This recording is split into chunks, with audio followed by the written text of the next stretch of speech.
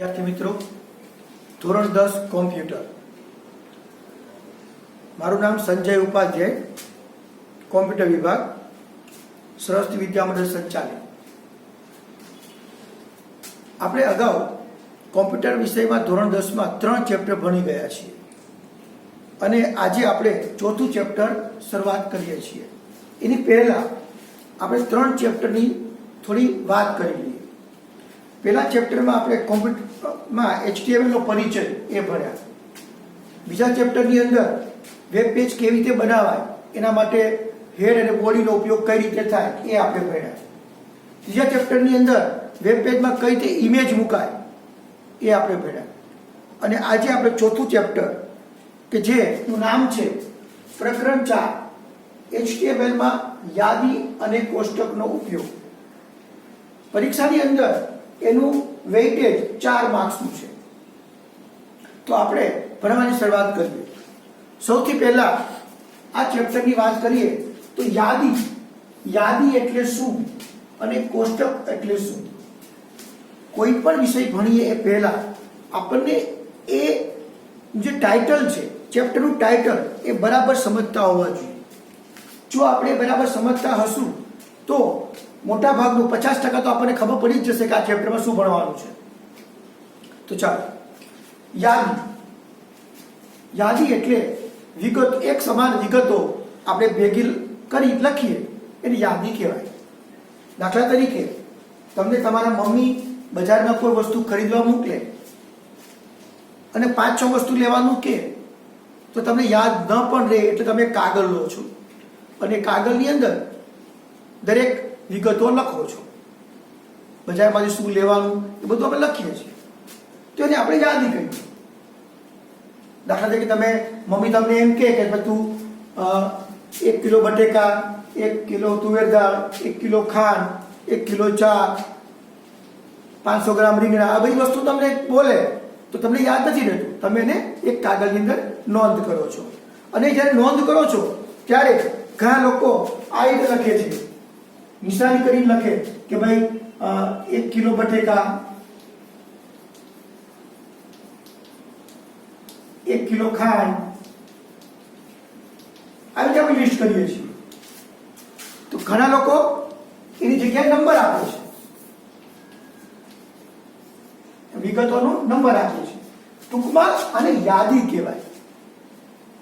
HTML માં web page બનાવતી વખતે આવી યાદીઓ કેટલા પ્રકારની તૈયાર કરી શકાય એ આપણે આ ચેપ્ટરમાં ભણવાનું છે। ત્યાર પછી બીજો ટોપિક છે કોષ્ટક। કોષ્ટકને અંગ્રેજીમાં ટેબલ કહેવાય। ટેબલ એટલે શું?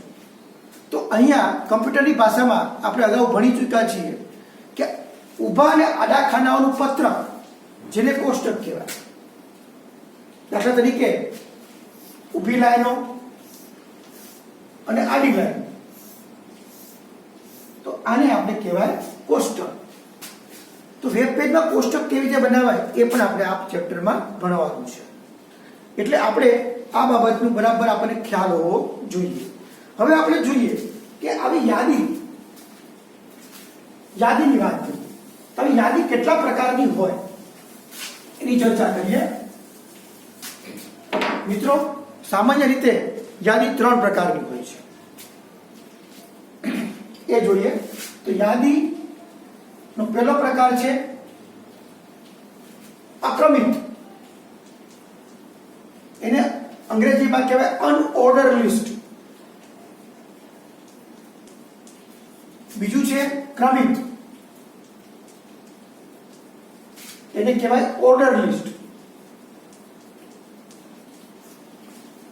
બીજું ડિસ્ક્રિપ્શન લિસ્ટ, એટલે વર્ણનાત્મક, જેને કહેવાય ડિસ્ક્રિપ્શન લિસ્ટ। તો આવી રીતે આપણી પાસે કુલ 3 પ્રકારની યાદીઓ તૈયાર કરી શકીએ।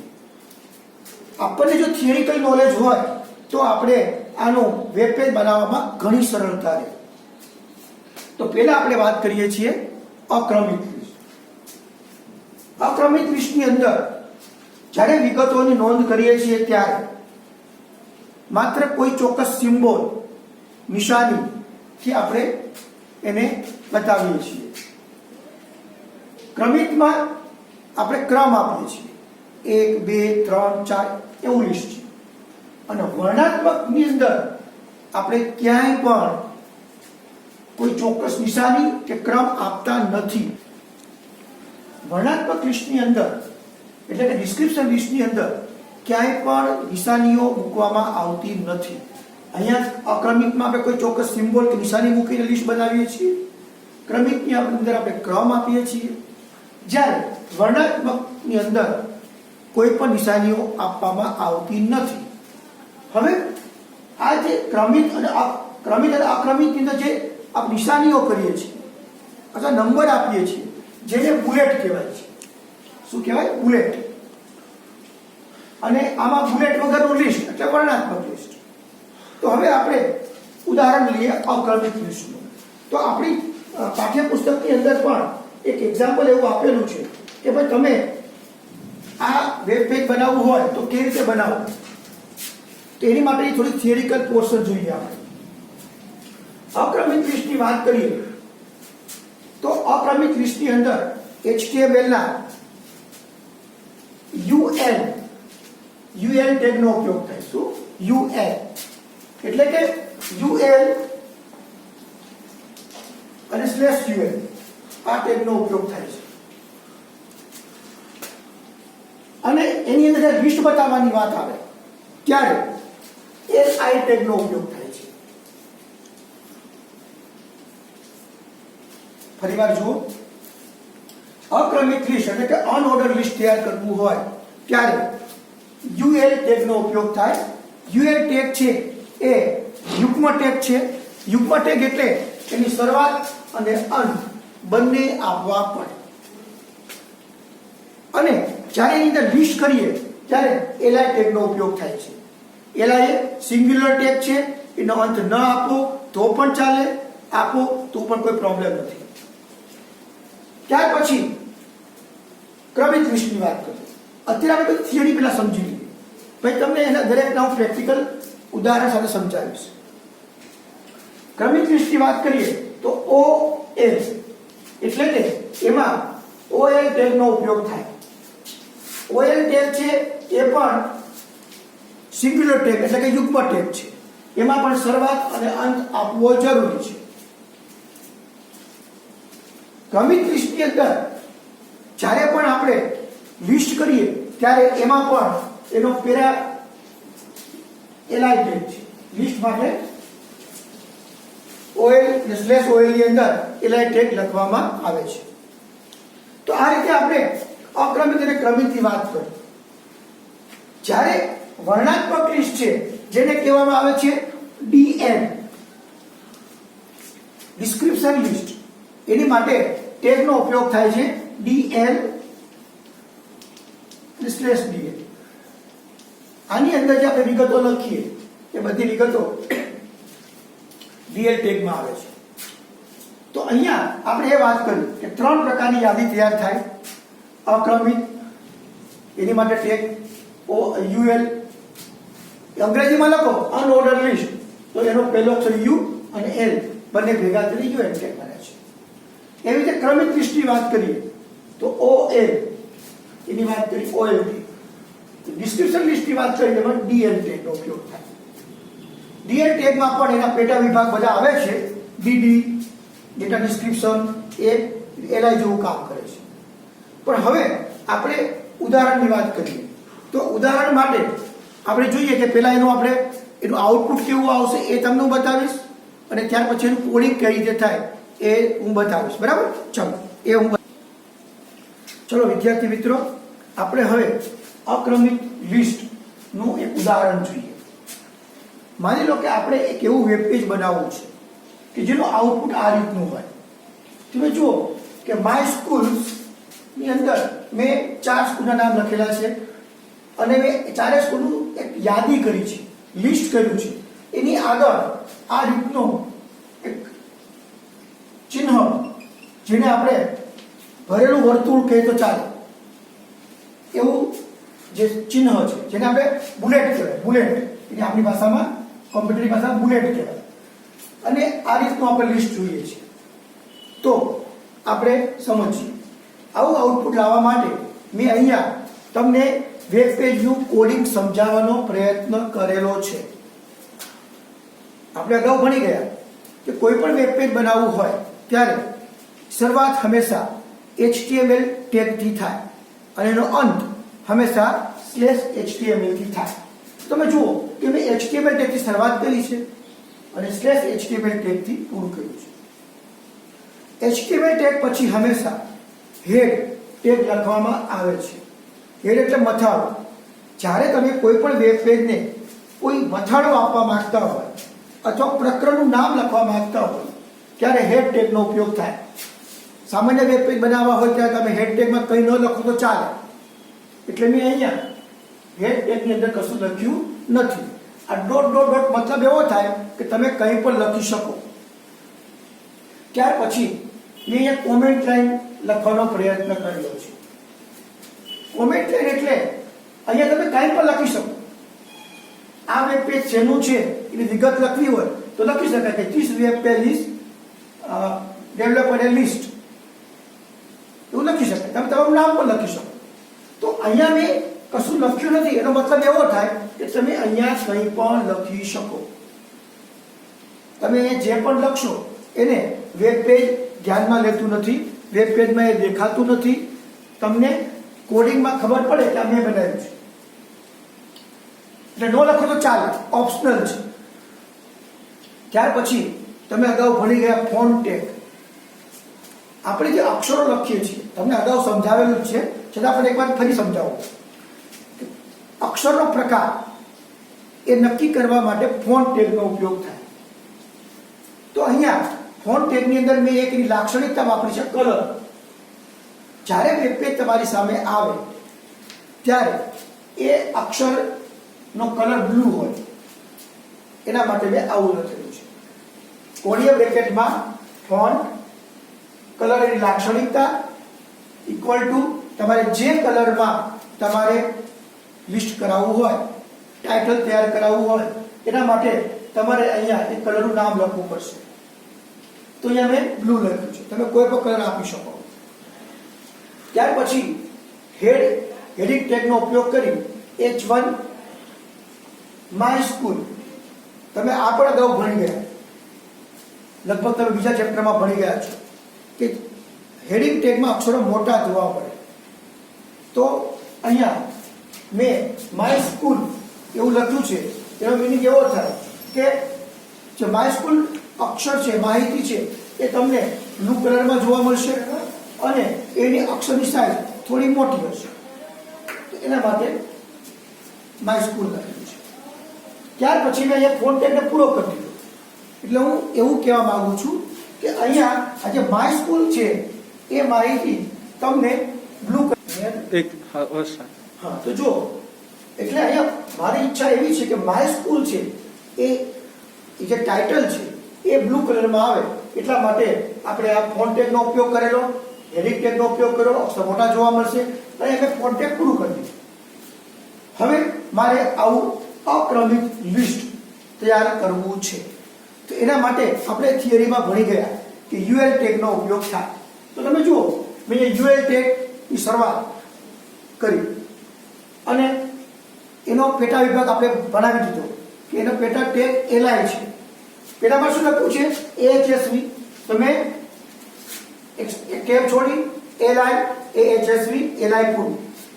પછી શું લખ્યું છે? JNB li JNB. ત્યાર પછી Asarwa li Asarwa li tag પૂરો. ન કરો તો ચાલે, li ટેગ પૂરો નહીં કરો તો ચાલશે, પણ અહીંયા આપણે પાઠ્યપુસ્તકને ધ્યાનમાં રાખી અને એમાં બતાવ્યું છે માટે મેં પૂરું કરેલું છે. SK1 SK2 એ પણ મેં પૂરું કરી દીધું. અહીંયા અનઓર્ડર તમારું લિસ્ટ પૂરું થઈ ગયું તો મારે અહીંયા અનઓર્ડર પૂરું કરી દેવું પડે. એટલે મેં શું આપ્યું? UL ટેગ કમ્પ્લીટ કરવા માટે અહીંયા ફોરવર્ડ સ્લેશ અને UL ટેગ આપો એટલે UL ટેગની અસર અહીંયા પૂરી થાય છે. ત્યાર પછી તમે જુઓ કે અહીંયા બોડી ટેગ પૂરું કર્યું. જેની શરૂઆત તમે કરી હોય, આ બોડી ટેગની શરૂઆત કરી હતી, અહીંયા મેં બોડી ટેગ પૂરું કર્યું. અહીંયા HTML ટેગની શરૂઆત કરી હતી, HTML ટેગ પૂરું કર્યું. જે તમે અગાઉ ભણી ગયા છો. હવે પ્રશ્ન એ થાય ઘણી વખત લિસ્ટ આ વર્તુળ જે છે એ કલરથી ભરેલું છે, જેને રિંગ કહેવાય, એ ટાઈપની લિસ્ટ આવે છે. ઘણીવાર તમને આવું પણ લિસ્ટ જોવા મળશે કે આ બુલેટની જગ્યાએ કોઈએ આવું ખાલી વર્તુળ આપેલું, તો શું કરવું? તો પણ થઈ શકે. ઘણી જગ્યાએ આ જગ્યાએ ચોરસ આપેલું હોય તો પણ થઈ શકે. તો મિત્રો યાદ રાખો કે આ રીતનું મારે બુલેટ જોઈતું હોય તો એનો ટાઈપમાં ચેન્જ કરવું પડે. ટાઈપમાં કેમ ચેન્જ થાય તો એની વાત કરીએ તો અહીંયા યુએલ ટેગ છે ને એની અંદર લખી દેવાનું કે type is equal two circle. જો તમારે આવું ઓલું વર્તુળ જોઈતું હોય સિમ્બોલ તરીકે, બુલેટ તરીકે, તો જ તમારે આ આપવાનું. જો તમે નહીં આપો તો તમે જે હમણાં મેં બતાવ્યું હતું પૂર્વ નિર્ધારિત રીતે, બાય ડિફોલ્ટ રીતે જે વર્તુળ હતું ભરેલું હતું એ રીતનું આવશે. તમને એમ થાય કે મારે અહીંયા આ જે વર્તુળ છે એની જગ્યાએ ક્રમ આપી દેવો, આ ચોરસ આપી દેવું છે તો પણ ચાલે. શું કરવાનું? માત્ર ટાઈપ જગ્યાએ શું લખી દેવાનું? સ્ક્વેર. સ્ક્વેર આપી દેશો તો આ રીતનું આઉટપુટ આવશે. ટૂંકમાં અક્રમિત યાદીની અંદર તમે આ રીતે એમાં ચેન્જીસ કરી શકો. બરાબર છે? હવે આપણે ક્રમિત એક્ઝામ્પલ લઈએ, ક્રમિત યાદીનું એક્ઝામ્પલ લઈએ. બરાબર? ઓકે વિદ્યાર્થી મિત્રો, હવે આપણે ક્રમિત યાદીનું આઉટપુટ જોઈએ. માની લો કે મારે આ રીતનું વેબ પેજ બનાવવું છે. તમે જુઓ અગાઉનું જે એક્ઝામ્પલ હતું એના એ જ એક્ઝામ્પલ છે. અહીંયા આપણે ક્રમ મૂકી દીધો છે. તો આ રીતનું વેબ પેજ બનાવવું હોય તો પણ આપણે અહીંયા જોઈએ. તમે જુઓ આ જ કોડિંગમાં મેં સામાન્ય ચેન્જીસ કરેલા છે. અગાઉ વાત કરીએ એ પ્રમાણે HTML ટેગની શરૂઆત અને અંત ફિક્સ જ છે. હેડ અને સ્લેશ હેડ આપો તો ચાલે, ન આપો તો કોઈ તકલીફ નથી. લખવું ફરજિયાત છે, ન લખવું તો ચાલશે. ત્યારબાદ કોમેન્ટ લાઈન અને બોડી અને સ્લેશ બોડી ની અંદર આપણે આના વિશે આપણે સમજી લીધું, આના વિશે સમજી લીધું, આના વિશે સમજી લીધું અગાઉ એ પ્રમાણે. હવે ક્રમિત યાદીનું આઉટપુટ મેળવવું છે માટે અહીંયા OL ટેગનો ઉપયોગ કર્યો છે, જે આપણે અગાઉ થિયરીમાં ભણી ગયા. OL ટેગની શરૂઆત કરી. અહીંયા LI જે સેમ હતું એ પ્રમાણે OL ટેગની અંદર બાય ડિફોલ્ટ એટલે કે પૂર્વ નિર્ધારિત રીતે આનું આઉટપુટમાં 1, 2, 3, 4 આવે છે. એનો મતલબ એવો થયો કે જ્યારે તમે ક્રમિત યાદીનું આઉટપુટમાં બાય ડિફોલ્ટ એમાં ક્રમ 1 હોય છે. હવે તમે આપશો એટલે આ રીતનું આઉટપુટ તમને જોવા મળશે. હવે પ્રશ્ન એ થાય, ઘણી જગ્યાએ આપણે વેબ પેજ જોઈએ ને તો એમાં રોમન આંકડામાં હોય, આ 1, 2, 3, 4 રોમન આંકડામાં હોય, કોઈ જગ્યાએ ABCD ક્રમમાં હોય. દાખલા તરીકે આપણે એક એક્ઝામ્પલ લઈએ કે અહીંયા રોમન આંકડામાં આપ્યું હોય તો શું કરવું? દાખલા તરીકે આપણને એવું કે આની જગ્યાએ માની લો કે ABCD આપ્યું હોય, આ રીતનો ક્રમ આપેલો હોય તો શું કરવું? તો આ બાબતે ધ્યાનમાં રાખીને પણ સામાન્ય માઇનોર ચેન્જિંગ કરવાના હોય છે. ક્યાં? OL ટેગની પોતાની એક લાક્ષણિકતા છે ટાઈપ. તમે અહીંયા આવી રીતે લખો OL type is equal two A, માત્ર આટલું લખી નાખો એટલે આ રીતનું લિસ્ટ આવશે. તમે માત્ર એક રોમન આંકડાની વાત કરીએ તો રોમન આંકડામાં ટાઈપ ઇઝ ઇક્વલ ટુ રોમનનો સિમ્બોલ કરી દો તો રોમન આંકડામાં આવશે. આવા આપણા ચોપડીની અંદર 4-5 પ્રકારના સિમ્બોલો આપેલા છે. રોમન મોટા આંકડા, રોમન નાના આંકડા, સ્મોલ a, આ રીતે લેવું હોય સ્મોલ ABCD લેવા હોય તો A, B, C ને D લેવા હોય તો પણ તમારે શું કરી દેવાનું? ટાઈપ જગ્યાએ શું મૂકી દેવાનું? સ્મોલ a મૂકી દો. ટૂંકમાં ક્રમિત યાદીમાં આ રીતે અને અક્રમિત યાદીમાં સિમ્પલ માઇનોર ચેન્જીસ હોય છે કે જે આપણે ચર્ચા કરી. બરાબર છે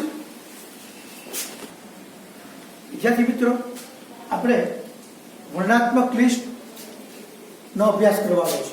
અગાઉ આપણે ક્રમિત અને અક્રમિત લિસ્ટનો અભ્યાસ કર્યો અને એને એક્ઝામ્પલ પર લઈ લીધા. હવે વર્ણનાત્મક લિસ્ટ માટેનો ટેગ DL અને /DL આ ટેગ પણ યુગ્મ ટેગ છે, એટલે કે એની શરૂઆત અને અંત કરવો જરૂરી છે. જ્યારે આપણે બુલેટ વગરની યાદી બનાવવાની હોય, એટલે કે કોઈ ચોક્કસ સિમ્બોલ કે કોઈ ક્રમ આપવો ન હોય અને વર્ણની જેમ કોઈ લિસ્ટ તૈયાર કરવું હોય, ત્યારે આપણે આ ટેગનો ઉપયોગ થાય છે. અહીંયા એના માટેનું વેબ પેજ બનાવવા માટેનું મેં એક સાદું ઉદાહરણ લીધું છે, એ તમને બતાવું છું. માની લો કે આપણે આવું આઉટપુટ લેવું છે, એ description list without bullets.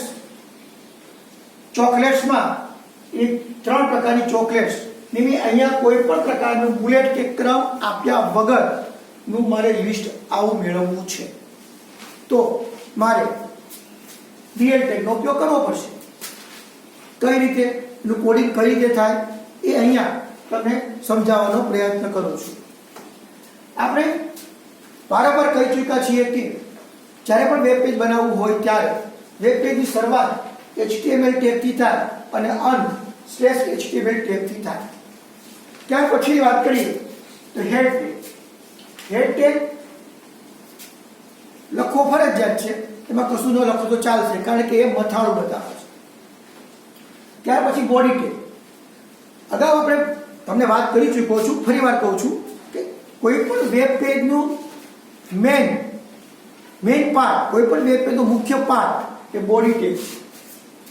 Body ટેગની અંદર તમે જે પણ લખશો એ તમારા વેબ પેજમાં તમને દેખાશે. તો અહીંયા બોડી અને /બોડી ટેગની અંદર આપણે કોડિંગ કરવાનું છે. પહેલું છે એ ડિસ્ક્રિપ્ટિવ લિસ્ટ વિધાઉટ બુલેટ્સ. આ માહિતી મારે લખવી છે અને એના માટેનો અક્ષરનો પ્રકાર, એનો કલર મેં બ્લુ રાખ્યો છે. અહીંયા તમે કોઈ પણ બ્લુ કોઈ પણ અક્ષર સિલેક્ટ કરી શકો. તમને મનગમતો કોઈ કલર હોય એ તમે અવતરણ ચિહ્નમાં લખી શકો. મેં અહીંયા બ્લુ કલર રાખ્યો છે, તો ફોન્ટ કલર બ્લુ. અને આ માહિતી કરતા અક્ષર મોટા દેખાય એના માટે મેં હેડિંગ ટેગનો ઉપયોગ કરેલો છે. હેડિંગ ટેગની શરૂઆત અને હેડિંગ ટેગનો અંત મને માહિતી આપી. તમને એમ થાય કે સાહેબ હેડિંગ ટેગ H1 ટેગનો ઉપયોગ ના કરવો હોય તો નહીં કરવાનો. કુલ 6 પ્રકાર. ત્યાર પછી મેં અહીંયા ફોન્ટ ટેગનો પૂરો કર્યો. મારી ઈચ્છા એવી હતી કે આ જે માહિતી છે આ માહિતી માત્ર બ્લુ કલરમાં જોવા મળે અને એના અક્ષર મોટા જોવા મળે, એટલા માટે મેં ફોન્ટ ટેગને પૂરો કર્યો. ત્યાર પછી આપણે આ લિસ્ટ બનાવવું છે અને એ લિસ્ટ માટે DL ટેગની જરૂર પડે, એટલે મેં અહીંયા DL ટેગની શરૂઆત કરી. DL ટેગની શરૂઆત કર્યા પછી એની DT ટેગ, ડેટા ટાઈપ્સ, બરાબર. તો એ ડેટા ટાઈપ માટે અહીંયા ચોકલેટ લખવું છે મારે, તો એને મેં DT ટેગમાં ચોકલેટ લખી દીધું, બરાબર. એટલે આ અલગ લખાય છે ચોકલેટ. હવે આ જે લિસ્ટ કરવું છે, લિસ્ટ કરવા માટે અહીંયા DD ટેગનો ઉપયોગ થશે, બરાબર. એટલે કે ડિસ્ક્રિપ્શન ડેટા એવો મતલબ અર્થ થશે. ડિસ્ક્રિપ્શન ડેટા અહીંયા મારે આ 3 પ્રકારના ડેટા છે, તો એને મેં જેમ આપણે ક્રમિત અને અક્રમિતમાં LI ટેગનો ઉપયોગ કરતા હતા, યાદ કરો, એની જગ્યાએ અહીંયા વર્ણનાત્મક લિસ્ટની અંદર આ DD ટેગમાં આવશે. DD dark, DD complete. બીજું fruit and nuts, DD fruit and nuts, DD complete. ત્યાર પછી milk, DD milk, DD tag થોડું. તો આ રીતે આપણે એનું લિસ્ટ આપી દીધું. ત્યાર પછી અહીંયા આ DL ટેગની શરૂઆત કરી હતી, એ પૂરું કરી દેવાનું. આ DL ટેગ શેનો હતો? લિસ્ટનો હતો, એ મેં પૂરો કરી દીધો. એ મેં બોડી ટેગ પૂરો કરી દીધો અને એ મેં HTML હેડિંગ ટેગ પૂરો કરી દીધો. તો આ રીતે મેં આખું આ તમને કોડિંગ બતાવ્યું. હવે મિત્રો યાદ રાખો કે અહીંયા આપણે 3 પ્રકારના લિસ્ટની વાત કરી છે. આ ત્રણ પ્રકારના લિસ્ટનો આપણે ભાગ 1 તરીકે લીધો છે. થોડા સમય પછી આપણે ભાગ 2 મૂકીશું, જેમાં આપણે કોષ્ટકની ચર્ચા કરીશું. બરાબર. કોઈ પણ પ્રકારની તકલીફ હોય તો તમે અમને વોટ્સએપથી પણ જાણ કરી શકો છો. Okay, thank you. 1 મિનિટ.